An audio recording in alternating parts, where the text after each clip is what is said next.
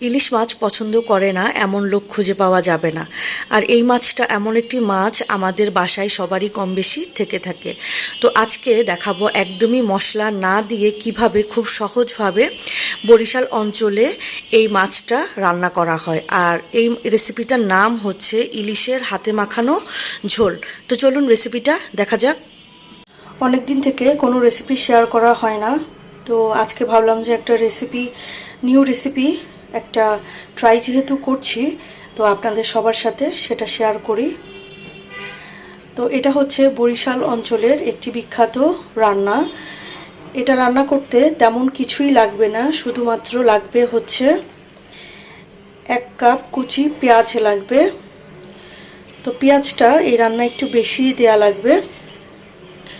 আমি সাথে কিছু কাঁচামরিচও অ্যাড করেছি। কাঁচামরিচটা আমি ফেলে দেইনি, কারণ সাভার যেহেতু খাবে তাই ঝালটা একটু আমার কম হলেও সমস্যা হবে না। আমি একটু গুঁড়ামরিচও অ্যাড করব।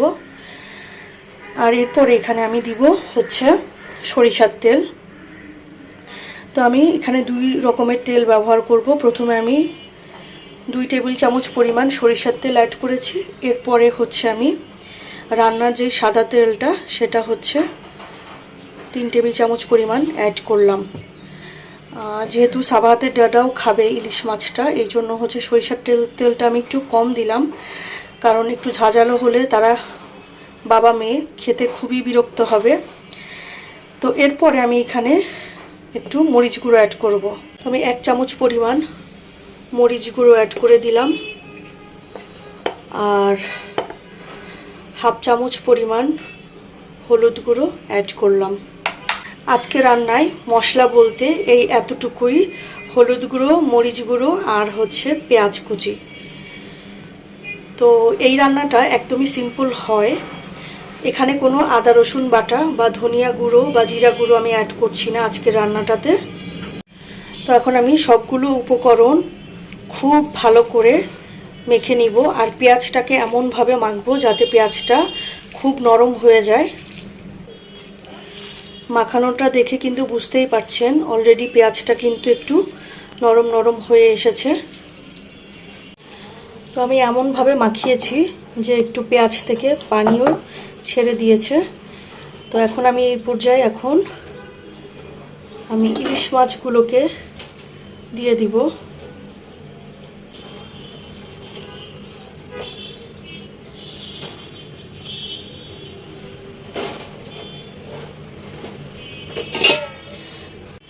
আমি কিন্তু আপাতত এখন পানি অ্যাড করছি না, পানিটা আমি পরে অ্যাড করব। তো এখন আমি চুলায় আগুন দিয়ে দিব। চুলায় আমি আগুন ধরিয়ে দিয়েছি। আর হচ্ছে এখানে আমি অফ ক্যামেরায় লবণটা ইউজ করেছিলাম, বলতে ভুলে গিয়েছি। তো এখন ঢাকনা দিয়ে রেখে দিব, পানি বের হওয়া পর্যন্ত একটু ওয়েট করব। কি সুন্দর পানি বের হয়েছে। তো এখন আমি মাছগুলোকে উল্টে দিচ্ছি।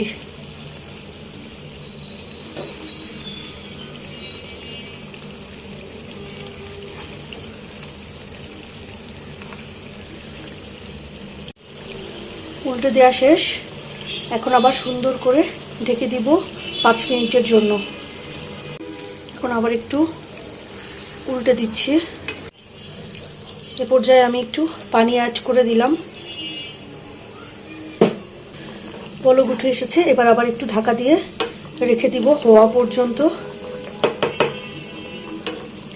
আর এই রান্নাটা করতে কিন্তু বেশি সময়ও লাগে না, আর মশলাও কম যেহেতু লাগে, একদম সামান্য উপকরণ দিয়েই কিন্তু এই রান্নাটা তাড়াতাড়ি হয়ে যায়। মাশাআল্লাহ, দেখতে এত সুন্দর এসেছে কালার। আর আমি লবণটা টেস্ট করলাম, খেতেও অনেক মজা লাগছে। তো আমি আর ঝোল আর কমাবো না, এই অবস্থায় আমি আগুনটা নিভিয়ে দিলাম।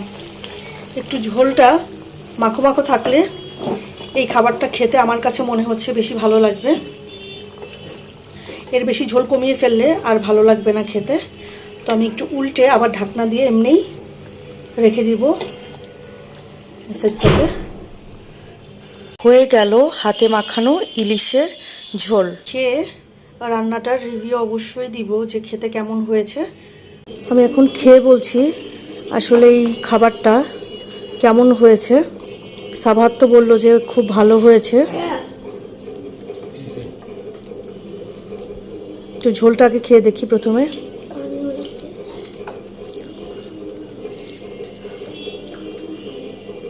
ইলিশ মাছের যে কোনো আইটেমই তো রান্না করলে মজা হয়, তো এইটা আমার কাছে মনে হচ্ছে যে এক্সেপশনাল, মানে অন্যরকম একটা মুখে স্বাদ আনে। এই কয়েকদিন তো আমি সাবাহাত একদমই কিছুই খেতে পারছিলাম না, কিন্তু এটা মুখে দিয়ে আমার কাছে মনে হলো যে অন্য রকমের একটা মজার খাবার খাচ্ছি।